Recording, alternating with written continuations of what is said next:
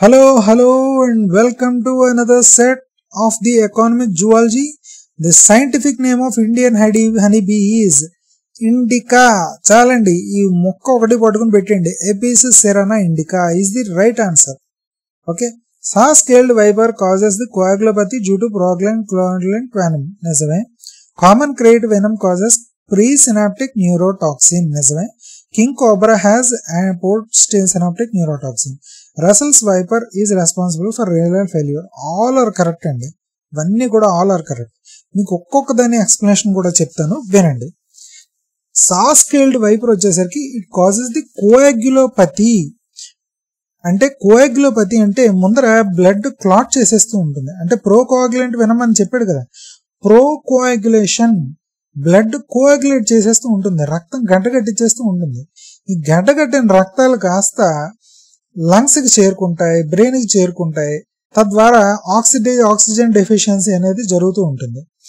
ఇది ఈ కోయాగ్యులేషన్ కి ముందర కావాల్సినవి థ్రాంబిన్, ఫిబ్రినోజన్.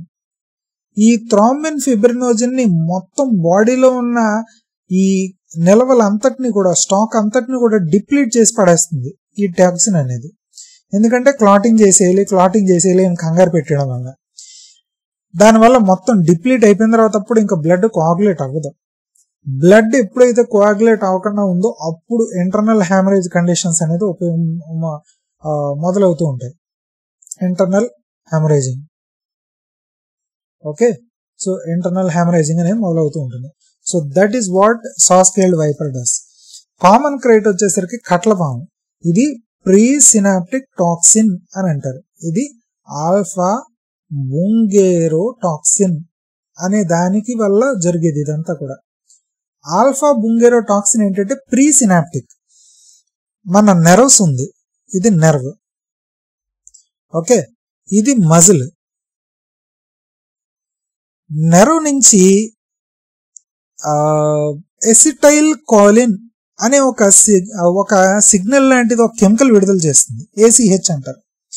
ఇది విడుదల చేసినప్పుడు ఈ ACH ని కోలినేజ్ ఎస్టిరేజ్ అనే ఎంజైమ్ బ్రేక్ డౌన్ చేసి దాన్ని సిగ్నల్ కింద మజిల్ ని పంపిస్తూ ఉంటుంది.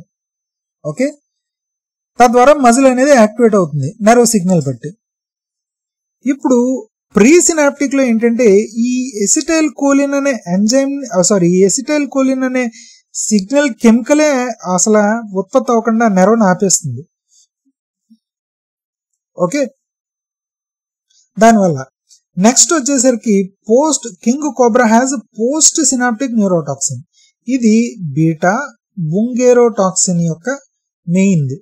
బీటా బుంగేరోటాక్సిన్ ఇదేం చేస్తుంది, ఎసిటైల్ కోలిన్ ఉత్పత్తి అవుతుంది. కానీ ఈ సిగ్నల్ ఉత్పత్తి అయింది ఈ కోలిన్ ఎస్టరేజ్ అనేది బ్రేక్ చేస్తేనే మజిల్ కి సిగ్నల్ వెళుతుంది. ఈ కోలిన్ ఎస్టరేజ్ అనే దాన్ని పనిచేయకుండా ఆపేస్తుంది ఈ బీటా బుంగేరోటాక్సిన్ అనేది. అందుకని ఇది పోస్ట్ సినాప్టిక్, అంటే సిగ్నల్ విడుదల అయిన తర్వాత ఆపేసే టాక్సిన్. ప్రీ సినాప్టిక్ సిగ్నల్ విడుదల అవ్వకుండానే ఆపేసేది ప్రీ సినాప్టిక్. రసల్స్ వైపర్ వచ్చేసరికి it's mainly for the renal failure in bites. నిజమే, ఎందుకంటే మెయిన్ గా రసల్స్ వైపర్ వచ్చేసరికి అది హిమోటాక్సిక్, అంటే బ్లడ్ కోయాగులేట్ అవ్వకుండా చేస్తూ ఉంటుంది. బ్లడ్ కోయాగులేట్ అవ్వకుండా ఎప్పుడైతే చేసిందో ఇంటర్నల్ హ్యామరేజింగ్ అనేది జరుగుతూ ఉంటుంది. ఇంటర్నల్ హ్యామరేజింగ్ జరుగుతూ టాక్సిన్స్ అనేవి కాన్సన్ట్రేషన్ అనేది బ్లడ్ లో ఎక్కువ అయిపోవడం వలన కిడ్నీలు దాని లోపల ఉన్న గ్లోబ్యూల్ ఫిల్టర్ చేసే గ్లోబ్యూల్స్ ఏవైతే ఉంటాయో వాటిని డ్యామేజ్ చేస్తుంది. తద్వారా రీనల్ ఫెయిల్యూర్ అనేది జరుగుతూ ఉంటుంది. So all of the above the true. Okay, so నేను చెప్పింది మీకు అర్థమైంది అనుకుంటున్నాను. ఒక్కవేళ అర్థం అవ్వకపోతే ఇంకొకసారి రిపీట్ మూడు పెట్టుకుని చూడండి ఈ కాన్సెప్ట్ ని. Okay, so next one match the face అన్నాడు. డౌన్ సిండ్రోమ్ కి ఎప్పుడు గుర్తుపెట్టుకోండి వెబ్డ్ నెక్. డౌన్ సిండ్రోమ్ అంటేనే webbed neck, short stature. Turner syndrome వచ్చేసరికి మెయిన్ గా ఫ్లాట్ ఫేస్, స్లాంటింగ్ ఐస్, ఒక కన్ను అటువైపు ఒక కన్ను ఇటువైపు ఉంటూ ఉంటుంది. నెక్స్ట్ క్లైన్ ఫెల్టర్ సిండ్రోమ్ వచ్చేసరికి టాల్ గా పడుతూ ఉంటారు వీళ్ళందరూ కూడా. So C3. ఎడ్వర్డ్ సిండ్రోమ్ వచ్చేసరికి వీళ్ళకి రాకర్స్ బాటమ్ ఫుట్ అని ఉంటుంది. అంటే మన ఫుట్ ఎప్పుడు ఎలా ఉంటుంది, ఇలా ఆర్చ్ షేప్ లో ఉంటుంది. ఓకే, ఇలా ఆర్చ్ షేప్ లో ఉంటుంది మన ఫుట్ అనేది. ఓకే, వీళ్ళకి అడ్వర్డ్స్ ఫుట్ వాళ్ళకి ఎలా ఉంటుందంటే ఆర్చ్ షేప్ ఇలా ఉండకుండా బయటకు ఉంటుంది ఫుట్ ఇలాగా. ఈ ఆర్చ్ షేప్ లోపలికి ఉండదు, బయటకు ఉంటుంది ఏకంగా. వీళ్ళ ఫుట్ కూడా పాపం అడుగు మోపలేరు పాపం, అంత ఇబ్బందికి పడుతూ ఉంటారు. రాకర్ బాటమ్ ఫీట్ అంటారు. So D is 4. సో 2, 1, 3, 4 అది sorry Down syndrome is web neck అనే కదా మరి పెట్టారు. I think I have to make sure. Just a minute.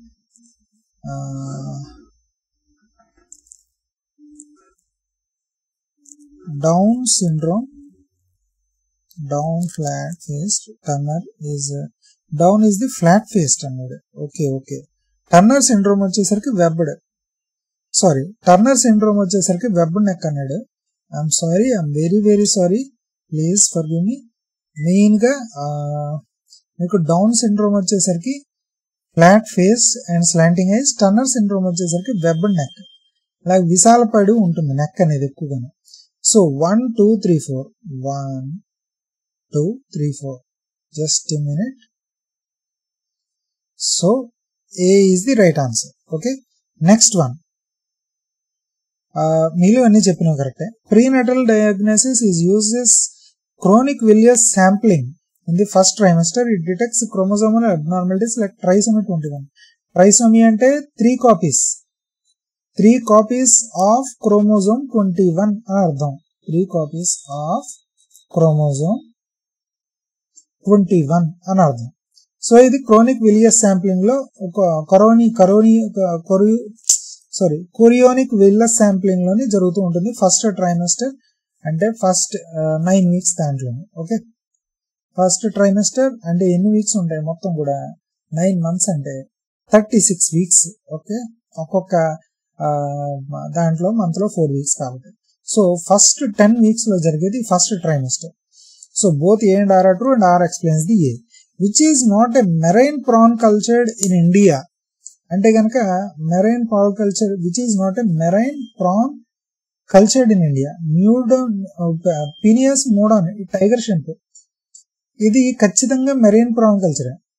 So tiger prawn ఇది. వనమే, ఇది కూడా టైగర్ ప్రాన్. ఇది వైట్ ప్రాన్, ఇది కూడా మెరైన్ ప్రానే, బ్రాకిష్ వాటర్ లోనే పెరుగుతూ ఉంటాయి. ఇది కూడా అంతే. కానీ మ్యాక్రోబ్రాంకియం రోజన్బెర్గి దీన్ని ఫ్రెష్ వాటర్ అంటారు, ఫ్రెష్ వాటర్ ప్రాన్ అంటారు, లేకపోతే స్కాంపై ప్రాన్ అంటారు. ఓకే, సో ఇది మాత్రం మెరైన్ కల్చర్డ్ ప్రాన్ కాదు. So C is the right answer. Autosomal recessive disease disorder if both parents are affected అంటే బోత్ పేరెంట్స్ కి డిసీజ్ ఉండే క్రోమోజోమ్స్ ఉన్నాయి. సో వాళ్ళు ఉంటే ఖచ్చితంగా 100% చిల్డ్రన్ విల్ బి ఎఫెక్టెడ్, ఎందుకంటే బోత్ పేరెంట్స్ కి ఉన్నాయి. Okay, so next one. Just a minute. Consider the following about the DNA forensics. PCR is used to amplify STR regions. నిజమే, పాలిమరైజ్ చైన్ రియాక్షన్ లోని short tandem repeats ఏవైతే ఉంటాయో వాటిని అది millions of copies కింద చేస్తూ ఉంటుంది. దానివల్ల అనాలిసిస్ అనేది క్వాలిటేటివ్ గా జరుగుతూ ఉంటుంది. Next, electropherogram shows peaks for alleles. మీకు ఇప్పుడు ఇది కూడా కరెక్టే. Heterozygote shows 2 peaks, homozygote 1. Starter peaks are common in STR analysis. ఇది కూడా కరెక్ట్. సో అలెల్స్ అంటే ఏంటి అన్నది ముందర మీకు చెప్పాలి. ఒక DNA అనేది ఉంది, డిఎన్ఏలో పొడుగ్గా ఉంది, దాంట్లో ఒక చిన్న పార్ట్ ని జీన్ అంటారు ముందర. ఓకే, ఈ అలెల్ వచ్చేసరికి ఏంటి అంటే కనుక ఒక రకమైన ట్రైట్ కి సంబంధించి మనం ఏదైనా అలెల్ తీసుకుంటూ ఉంటాం. అది ఈ రకమైన జీనే ఈ అలెల్. అంటే సపోజ్ బ్రౌన్ కలర్ ఐస్ కి ఒక అలెల్ కారణం అవుతుంది. It's a part of gene.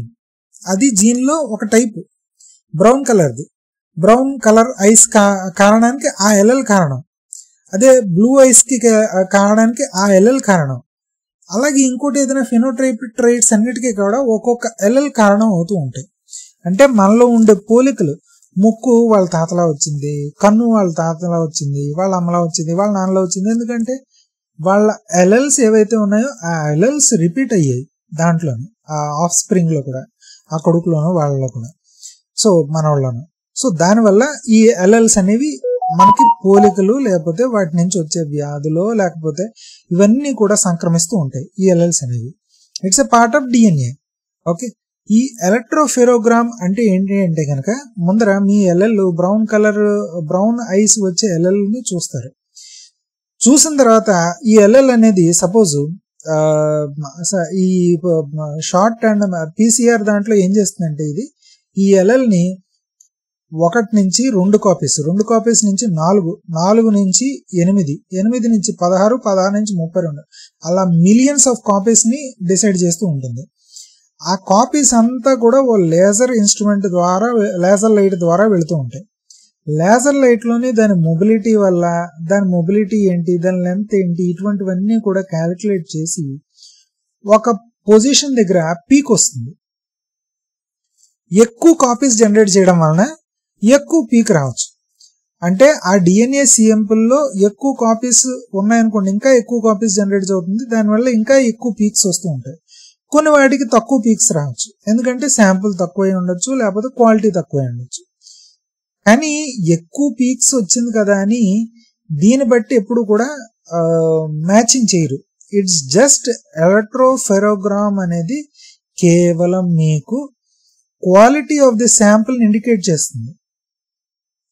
అంతేగాని అంటే మీరు తీసుకొచ్చిన శాంపుల్ ఎంత మంచిది అన్నది ఇండికేట్ చేస్తుంది, కానీ మ్యాచింగ్ చెప్పేది అంటే మీకు ఇక్కడ ఇంత పీక్ వచ్చింది, సపోజ్ ఇది పర్సన్ 1కి, పర్సన్ 2 కూడా ఇంతే పీక్ వచ్చింది అనుకోండి, వాడు ఒకడే అని చెప్పేలాం.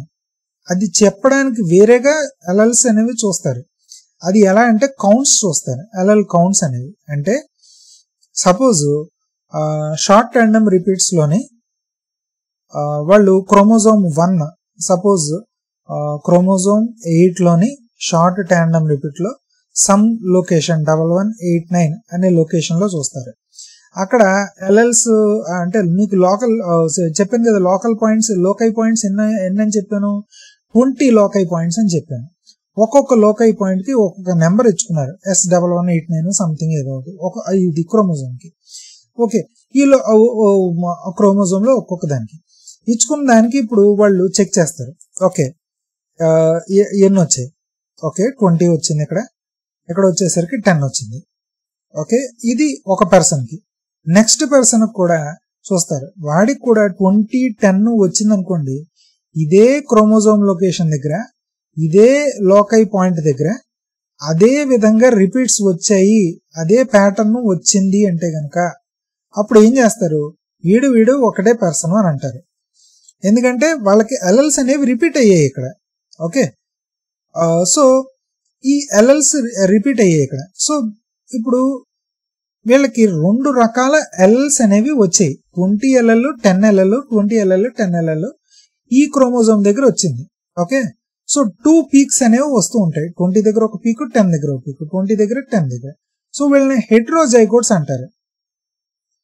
అదే ఈ ఎస్టీఆర్ అనేది సపోజ్ ఇక్కడ 20 వచ్చింది, ఇక్కడ 20 వచ్చింది, ఇక్కడ కేవలం ఒకటే పీక్ వచ్చింది ఒక ఎల్ఎల్కి.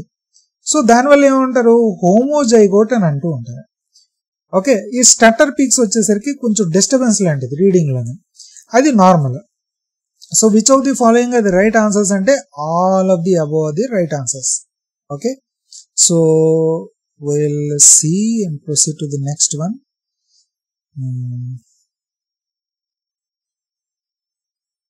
The non-poisonous snake commonly mistaken for prey due to bands is wolf snake. ఒక్కసారి wolf snake అని చూడండి, ఇది కట్లపాము లాగే కట్టు ఉంటాయి దీంట్లోనే. సో wolf snake అనేది సహజం, ఇది కట్లపాము అనుకుంటూ ఉంటారు.